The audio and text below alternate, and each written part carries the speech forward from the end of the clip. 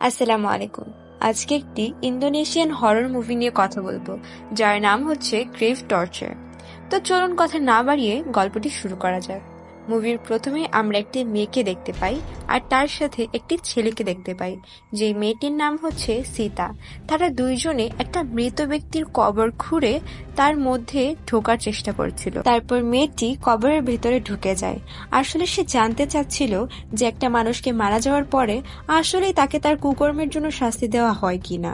সেই মেয়েটি সেই কবরের ভিতরে ঢুকে যায় একটি ক্যামেরা সাথে করে নিয়ে, আর তার ভাই কবরটি বাহির থেকে বন্ধ করে দেয়। তারপরে বাহিরেই অপেক্ষা করতে থাকে, আর মেয়েটি ভেতরে সেই সত্য যাচাই করার জন্য অপেক্ষা করতে থাকে। তারপর আমাদের দেখানো হয় কবরের ভেতরে একটা সাপ সেখান দিয়ে ঢোকার চেষ্টা করছিল, কিন্তু সীতার ভাই, যার নাম আদিল বাইরে বসে থাকলেও সে সীতাকে এই বিষয়ে ইনফর্ম করেনি, এবং সীতা ভেতরে অপেক্ষা করছিল যে পরের কাহিনী কি হয়। আসলে সীতার এইসব ফ্যাসিনেশন এবং মৃত লোকদের এরকম শাস্তি দেওয়ার বিষয়ে জানার প্রতি আগ্রহ এসেছিল তার পাস্ট থেকে। আসলে সীতা ছোটবেলায় তার বাবা মাকে হারিয়েছিল একটা বোম ব্লাস্টে, আর সীতা তখন থেকে এটা ভাবতে শুরু করে যে যারা খারাপ মানুষ, খারাপ কাজ করে, তারা দুনিয়াতেও বাহাদুরি করে যায় এবং মারা যাওয়ার পরেও তাদেরকে কোনো শাস্তি দেওয়া হয় না।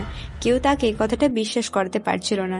যখন সীতার বাবা মা মারা যায়, তাকে এবং তার ভাইকে একটা অরফানেজে দিয়ে দেওয়া হয়, এবং সেখানেও ওইখানকার যে ম্যাডামরা ছিল তারা তাকে অনেক বোঝানোর চেষ্টা করে যে খারাপ মানুষদের মারা যাওয়ার পরে পরিণতি খারাপই হয় এবং তাদের কুকর্মের শাস্তি দেওয়া হয়, কিন্তু সীতাকে এই বিষয়টা কেউ বিশ্বাস করাতেই পারছিল না। একদিন অরফানেজ থেকে সীতা আর তার ভাই একটা টানেলে চলে আসে। সবাই বলতো এই টানেলটা নাকি হরর, এইখানে নাকি কোনো মানুষ আসলে সে আর ফিরে যেতে পারে না, গায়েব হয়ে যায়। তাই সীতা জানতে চেয়েছিল যে এখানে কি হয়। সে যখন ভিতরের দিকে যাচ্ছিল তার ভাই আদিলকে নিয়ে, টানেলটা আস্তে আস্তে অন্ধকার হতে শুরু করে, এবং একটা পর্যায়ে অন্ধকারটা এতটাই বেড়ে যায় যেখানে সীতা তার ভাই আদিলকে দেখতে পারছিল না, আর কিছু দূর যেতে সে আদিলকে শুনতেও পারছিল না। তখন সে হঠাৎ একটা বাচ্চাকে দেখতে পায়। সেই বাচ্চাটা ছিল একটা ছেলের, এবং সেই ছেলেকে সে তার নাম জিজ্ঞেস করে। যখনই সে সেটা জিজ্ঞেস করে, ওই ছেলে তারকে উত্তর দেয় যে তার নাম হচ্ছে ইসমাইল। কিন্তু তার উত্তর দেওয়ার ভঙ্গিটা ভয়ানক ছিল, এবং সীতা বুঝতে পারে যে এটা আসলে কোনো বাচ্চা নয়, এইটা একটা প্রেতাত্মা, আর সেখান থেকে দৌড়ে বেরিয়ে যায়। অন্যদিকে দেখা যায় আদিল গ্রামবাসীদেরকে নিয়ে বাহিরে, অর্থাৎ টানেলের বাহিরে তার বোনের জন্য অপেক্ষা করছে।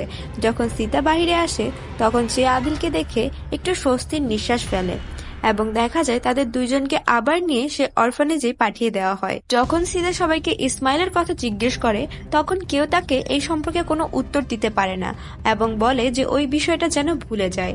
কিন্তু সীতা গোপনে গোপনে সব দিকে খবর রাখছিল যে কোথা থেকে সে ইসমাইলের খবরটা পেতে পারে, অর্থাৎ যেই বাচ্চাটাকে টানেলের ভেতরে দেখেছিল। কিন্তু কোথাও সে খবর পাচ্ছিল না। একটা দিন এমন হয় যে ওই অরফানেজের একজন ম্যাডাম আর একজন কেয়ারটেকারের মধ্যে কথোপকথন হচ্ছিল। তারা দুইজন একটা সিরিয়াস ইস্যু নিয়ে কথা বলছিল, আর সীতাও দূর থেকে সবকিছু লক্ষ্য করছিল। একটা পর্যায়ে গিয়ে একজন কেয়ারটেকার বলতে শুরু করে যে এই অরফানেজটা মূলত একটা খুব ধনী ব্যক্তির ছিল, এবং সেই অরফানেজটা বানিয়েছে কাউকে আশ্রয় দেওয়ার জন্য না, যেসব বাচ্চাদের তার পছন্দ হয়, অর্থাৎ যেসব ছেলে বাচ্চাদের তার পছন্দ হয় তাদেরকে ধরে নিয়ে গিয়ে অ্যাবিউজ করার জন্য। আর ইসমাইল ওই বাচ্চাদের একজন ছিল, খুব হতভাগা একটা বাচ্চা ছিল, এবং তাকে যে ধরে নিয়ে গিয়েছিল তার পরের দিন থেকে তাকে আর কেউ দেখতে পায়নি, আর সেটা সীতা টানেলে দেখে ফেলেছে। আর এখন আদিলকে চুজ করেছে ওই ধনী ব্যক্তি। এইটা সীতা শুনে ফেলে, আর শুনে আদিলের জন্য টেনশন করতে থাকে। সে আদিলের কাছে যাওয়ার জন্য ছুটতে থাকে। যখন সে গিয়ে পৌঁছায়, সে দূর থেকে দেখতে পারে তার ভাইয়ের কাছে অলরেডি দুইজন লোক চলে এসেছে। আর যখনই আদিল সীতার কাছে দৌড়ে আসার চেষ্টা করে, তারা আদিলকে ধরে ফেলে। অন্যদিকে সীতাকেও তারা ধরে আটকে ফেলে। একটা স্টোর রুমে তাকে লক করে রাখা হয়। তখন আমরা দেখতে পারি সীতাকে যে রুমে লক করে রাখা হয়েছে, সে নিজের স্কার্ফের মাধ্যমে তার মাথা খাটিয়ে ওই রুমের জানলা দিয়ে বের হয়ে যায়, এবং যখন সে বের হয়, সেখানে কেয়ারটেকার এসে তাকে বলে যে আদিলকে কোথায় নিয়ে যাওয়া হচ্ছে। সে রাস্তার হুদিশ দিয়ে দেয় এবং বলে যে তুমি তোমার ভাইকে নিয়ে এখান থেকে অনেক দূরে চলে যাও, আর সীতাকে কিছু ইম্পর্টেন্ট জিনিসও সাথে করে দিয়ে দেয়। তাই সীতা ওই রাস্তা গিয়ে আগে থেকে অপেক্ষা করতে থাকে। আর যখন ড্রাইভার ওই রাস্তা দিয়ে যাচ্ছিল, তখনই সীতা ড্রাইভারের গাড়ির মধ্যে একটা পাথর ছুঁড়ে মারে, তাকে ডিস্ট্র্যাক্ট করে। অন্যদিকে ড্রাইভার যখন নেমে আসে সে তার ভাইকে বের করে সেখান থেকে সাথে করে নিয়ে যায়। এরপরে আমাদের সিন কাট হয়ে যায় আর 10 বছর পরের সিন দেখানো হয়, যেখানে সীতা এখন বড় হয়ে গিয়েছে আর সে একটা ওল্ড এজ হোমে কাজ করছে। কিন্তু এত বছর পার হয়ে যাওয়ার পরেও তার মাথা থেকে এখনো তার মা বাবার সেই মৃত্যুর দৃশ্যটা এখনো যায়নি, আর সে সেটা নিয়ে এখনো খুব ডিস্টার্ব। সীতা এটা প্রমাণ করার জন্য উঠে পড়ে লেগে থাকে যে কিভাবে সে সবাইকে জানাবে যে যেসব মানুষ দুনিয়াতে খারাপ কাজ করে মারা যাওয়ার পরেও তাদেরকে কোনো খারাপ পরিণতি দেওয়া হয় না। তাই সীতা তার যে ওল্ড হোম রয়েছে সেখানে একজন লোককে বাছাই করে। আসলে এই লোকটা হচ্ছে ওই যে অরফানেজ ছিল তারই মালিক, যে ছোটবেলায় বাচ্চাদের অ্যাবিউজ করত, এবং তার এই বৃদ্ধ বয়সে সীতা তাকে শেষমেশ আদর যত্ন করছে, অর্থাৎ তার দেখরেখ করছে।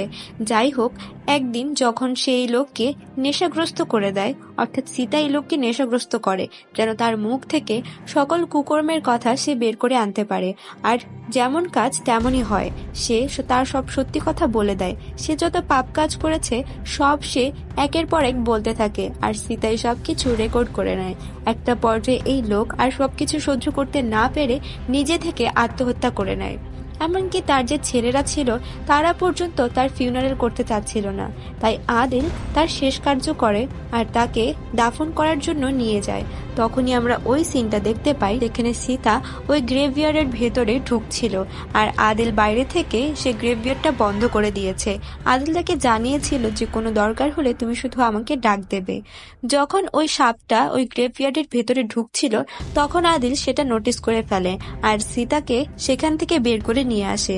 সীতা যে ক্যামেরাটা রেখেছিল সেটা সে বারবার চেক করে যে কোনো কিছু হয়েছে কিনা, কিন্তু সেখানে কোনো কিছুই ধরা পড়েনি, সবকিছুই নর্মাল ছিল। তাই সীতা এটা বুঝে যায় যে যেসব খারাপ লোকেরা রয়েছে মারা যাওয়ার পরে তাদের কোনো শাস্তি দেওয়া হয় না, আর সে এটা সবাইকে জানাতে চাচ্ছিল। তাই সে একটা মর্নিং শোতে চলে যায় আর তার ফুটেজটা সাথে করে নিয়ে যায়, অর্থাৎ তার কাছে যত এভিডেন্স ছিল সবকিছু নিয়ে যায়। কিন্তু যখন সে সবাইকে এই সবকিছু বলছিল, একটা পর্যায়ে যখন ফুটেজটা প্লে হয় সেখানে কোনো কিছুই ছিল না। আদিল আগে থেকেই সেটা ডিলিট করে দিয়েছিল। সীতা সেখানে চিল্লায়, কান্না করে, সবাইকে বিশ্বাস করানোর জন্য অনেক চেষ্টা করে, কিন্তু কেউ সেটা বিশ্বাস করে না। তারপরে সে আদিলকে গিয়ে জিজ্ঞেস করে যে তুমি এমনটা কেন করেছো। আদিল তাকে উত্তর দেয় যে আমরা যা করেছি আমার কাছে মনে হচ্ছে না যে এটা ঠিক হচ্ছে, আমার কাছে মনে হচ্ছে যে এটা ভুল, তাই আমি সেটা ডিলিট করে দিয়েছি। এরপরে দেখা যায় যে সীতা আবার সেই ওল্ড হোমে ফিরে গিয়েছে। সেখানে যাওয়ার পরে রাতের বেলা তার মন প্রচুর খারাপ এবং সে তার মা বাবার ছবি দেখে কান্না করতে শুরু করে। কিন্তু হঠাৎই তার কানে একটা আওয়াজ আসে, যেটা ছিল ওই বৃদ্ধ লোক যে মারা গিয়েছে ওই চাইল্ড কেয়ার হোমের মালিকের। কিন্তু সে তো মারা গিয়েছে, তার আওয়াজ এখন কিভাবে আসবে? সীতা বারবার চেক করে যে কেউ আছে কিনা, কিন্তু সেখানে কেউ নেই। আবারও সেই লোকটার আওয়াজ শুনতে পারে এবং সেটা শোনার জন্য সে আবারও ছুটে যায়, কিন্তু একটা রুমে গিয়ে দেখতে পায় যে সেখানে কেউ নেই। তারপরে দেখা যায় যে তার পিছে একটা লেডি দাঁড়িয়ে আছে। আসলে ওই মহিলাটা ওই ওল্ড এজ হোমেরই, এবং সীতাকে সে বলে যে আমার হাজবেন্ড আমার সাথে এইখানে এসেও চিট করছে। তখন সীতা তার কথা শুনে তার সাথে যায়। যাওয়ার পরে দেখা যায় সেই ওল্ড এজ হোমের একটা নার্সের সাথে মিলে তার হাজবেন্ড তাকে চিট করছিল। এই সব কিছু দেখার পরে ওই মহিলাটা খুব রেগে যায় আর সে খুব আপসেট হয়ে যায়। সেখান থেকে সে চিৎকার চেঁচামেচি করে ওই লোকটাকে আবার মারতে চায়। সে বলে যে আমি তোমার সাথে থাকতে চাই না, আমি তোমাকে মেরে ফেলতে চাই। সীতা ওই সব কিছু দেখছিল। তারপরে দেখা যায় দুইজনকে আলাদা রুমে রাখা হয়। ওই মহিলার হাতে একটা রিং ছিল, সেই রিংটা একটা ওয়াশিং মেশিনের ভিতরে পড়ে যায়। সেইটা যখন সে ওয়াশিং মেশিন থেকে বের করতে যাচ্ছিল, ভুলে ওই ওয়াশিং মেশিনের একটা বাটন প্রেস হয়ে যায় আর তাতে মহিলাটা ওয়াশিং মেশিনের ভেতরেই মারা যায়। মহিলাটা মারা যাওয়ার পরে সেখানে মানুষ এসেছিল, কিন্তু তাকে কেউ বাঁচাতে পারেনি। তার মৃত্যু দেখে ওই লোক মানে ওই মহিলার হাজবেন্ড কান্না করতে শুরু করে, কারণ সে এখনো পর্যন্ত তার কুকর্মের জন্য তার ওয়াইফের কাছে মাফ পর্যন্ত চায়নি, আর তার ওয়াইফ মারা গিয়েছে। এখন সে কি করবে? তখনই সীতার এটা দেখে প্রচুর মায়া হয় আর সে ওই ওল্ড এজ হোমের যে সেমান থাকে তার কাছে যায়। সে বলে আপনি কি পারবেন ওই মহিলার রুহকে আবার এখানে নিয়ে আসতে? তখন সেমান এটাতে রাজি হয়ে যায়, কারণ সেও চাচ্ছিল যেন ওই লোক ওই মহিলার কাছে মাফ চাইতে পারে। তারপরে তারা একটা রিচুয়াল করে যেখানে সব পর্দা লাগিয়ে দেওয়া হয় এবং একটা গোল টেবিলের মধ্যে অনেকগুলো ক্যান্ডেল রাখা হয়। সেই ক্যান্ডেলগুলো জ্বালিয়ে তারা 6 জন মিলে একটা রিচুয়াল করতে যাচ্ছিল, কিন্তু সেখানে একজন মানুষ কম ছিল, তাই তারা সীতাকেও ওই রিচুয়ালে ইনক্লুড করে নেয়। সীতা ভয় পাচ্ছিল, কিন্তু সে চাইছিল যেন ওই ওল্ড লোকটা তার ওয়াইফের কাছে মাপ চাইতে পারে। সীমান রিচুয়ালটা স্টার্ট করে, সেই ওল্ড লেডির আত্মাটা তার ভেতরে চলে আসে, আর তারপরে ওই লোকটা তার ওয়াইফের ভয়েস শুনে তার কাছে মাফ চাইতে শুরু করে। কিন্তু তার ওয়াইফ বলে, যতক্ষণ পর্যন্ত না তুমি ওই নার্সকে মারছো ততক্ষণ পর্যন্ত আমি তোমাকে ক্ষমা করব না, ওই নার্সকে তোমাকে মেরে ফেলতে হবে। কিন্তু এটা পসিবল ছিল না, আর সীতার কাছে মনে হচ্ছিল যে এখানে কোনো কিছু একটা গন্ডগোলে হচ্ছে। তখনই দেখা যায় ওই মহিলার ভয়েসে প্রত্যেকজন মানুষ যে রিচুয়ালে বসেছিল সবাই সেম কথা বলছিল, শুধু সীতার মাথায় কোনো কিছু একটা গন্ডগোল মনে হচ্ছিল। তাই সে রিচুয়াল ভেঙে সবগুলো পর্দা খুলে দিয়ে ক্যান্ডেল নিভিয়ে দেয়, আর রিচুয়াল সেখানে বন্ধ করে দেয়। অন্যদিকে দেখা যায় রিচুয়াল ভঙ্গ করে দেওয়ার পরে সীতা খুব টেন্স ছিল এবং ওই নার্সের সাথে দেখা করার জন্য যায়। তার সাথে কিছু কথা বলবেই তার আগেই ওইখানে ওই লোক চলে আসে যার ওয়াইফ মারা গিয়েছিল। সে ওই নার্সকে মারতে চাচ্ছিল এবং তাকে ছুরি দিয়ে আঘাত করতে যাবে, এমন সময় সীতা তাকে বাঁচিয়ে নেয় এবং দরজা লক করে দেয়। কিন্তু সেখানে আগে থেকে ওই রিচুয়ালের এক লোক উপস্থিত ছিল, সে ওই নার্সের পেটের মধ্যে ছুরি ঢুকিয়ে দেয়। আর সীতা এটা দেখে তাকে জিজ্ঞেস করে যে তুমি এমনটা কেন করলে। সেই লোক বলে যে আমি মারা যাওয়ার পরে কোনো রকম অশান্তি চাই না, আমি একটা সুন্দর মৃত্যু চাই এবং মারা যাওয়ার পরে কোনো রকম শাস্তি চাই না। তখন সীতা বলে যে তুমি কি আমার মর্নিং শোটা দেখেছিলে? তখন দেখা যায় যে সীতার মর্নিং শোটা অনেক মানুষ দেখেছে এবং তারা এরকম এক্সপেরিমেন্টও চালিয়েছে।